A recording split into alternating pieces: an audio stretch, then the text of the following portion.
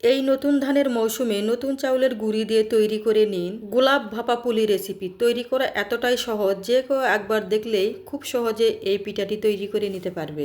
খেতেও অসম্ভব মজাদার, আর এই ধরনের পিঠা সব সিজনেই তৈরি করে খেতে পারবেন। হ্যালো এভরিওয়ান, আসসালামু আলাইকুম। সবাইকে ওয়েলকাম করছি মুস্কানের রান্নাঘরে আজকের এই ভাপা পুলি পিঠা রেসিপি দেখার জন্য। আজকের সহজ রেসিপিতে থাকছে একদম পুরে ঠাসা ভীষণ মজাদার গোলাপ পুলি পিঠা।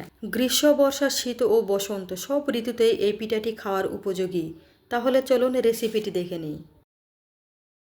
প্রথমেই আমি নারিকেলের পুর তৈরি করে নিব। তার জন্য এখানে আমি পরিমাণ মতো দিয়ে দিলাম নারিকেল কুড়ানো। এটা আমার ফ্রোজেন করা ছিল, তাই এরকম একটু দলা পেকে ছিল, দলাগুলো ভেঙে দিলাম। আর দিয়ে দিলাম পরিমাণ মতো খেজুরের গুড় আর সামান্য পরিমাণে পানি দিয়ে চুলার আঁচ মিডিয়াম আঁচে রেখে নেড়ে চেড়ে এই নারিকেলের পুরটি তৈরি করে নিব।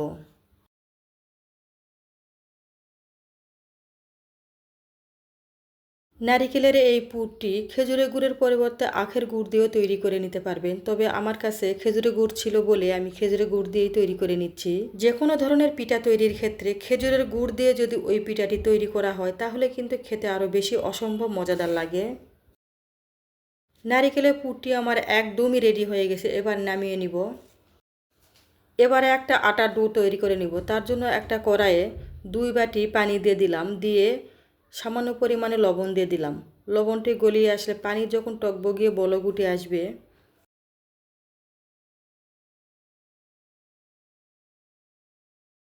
এ পর্যায়ে এসে যে বাটি দিয়ে পানি মেপে দিয়েছিলাম সে বাটি দিয়ে দিয়ে দিব 1.5 বাটি চাউলের গুঁড়ি।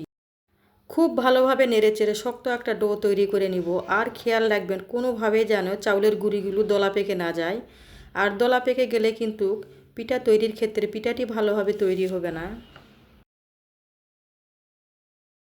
এগুলো কিন্তু একদমই রেডি হয়ে গেছে, এবার ঠান্ডা করে নিব। তবে এগুলো খুব বেশি ঠান্ডা করে নিব না, হাতে সহ্য করার মতো ঠান্ডা করে নিয়ে ভালো করে মথে একটা সফট ডো তৈরি করে নিব।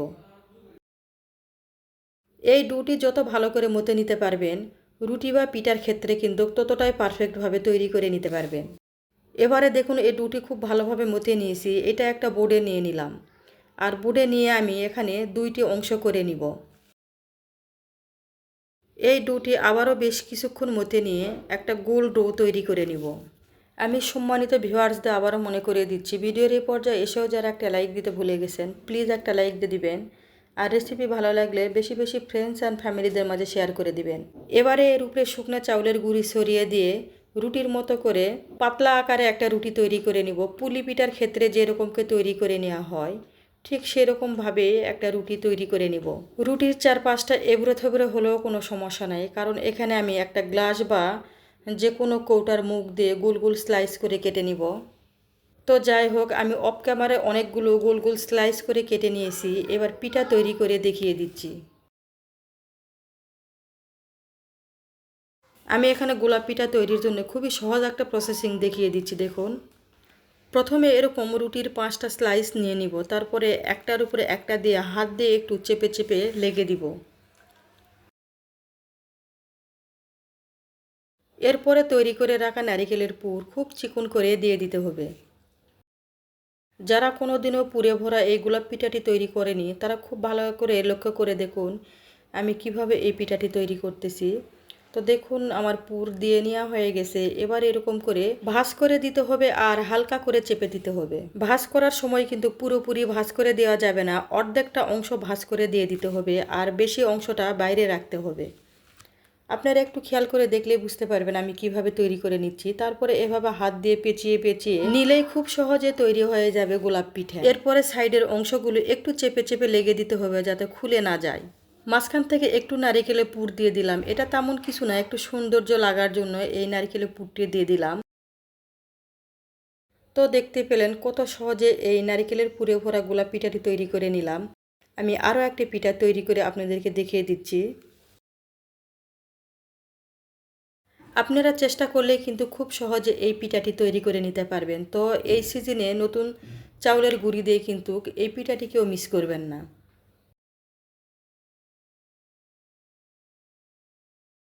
এক এক করে কিন্তু আমি অনেকগুলো পিঠা তৈরি করে নিয়েছি। এবার এগুলো ভাপিয়ে নেব। তার জন্য আমি নিয়ে নিলাম রাইস কুকারের এরকম একটা জালি। আপনারা চাইলে কিন্তু যে কোনো ধরনের জালিতে এই পিঠাগুলো ভাপিয়ে নিতে পারেন। আমি এখানে এই জালিতে সামান্য পরিমাণে তেল ব্রাশ করে নিলাম, নিয়ে এই পিঠাগুলো এক এক করে দিয়ে ভাপিয়ে নিব। জালিতে তেল লাগিয়ে নিলে পিঠাগুলো ভাপানোর পরে কিন্তু খুব সহজে পিঠাগুলো উঠিয়ে আসবে। আমি আগে থেকে চুলায় পানি গরম বসিয়ে দিয়েছি। এবার জালিটি এর উপরে দিয়ে ঢাকনাতে ঢেকে প্রায় 5 থেকে 7 মিনিট এই পিঠাগুলো আমি ভাপিয়ে নিব।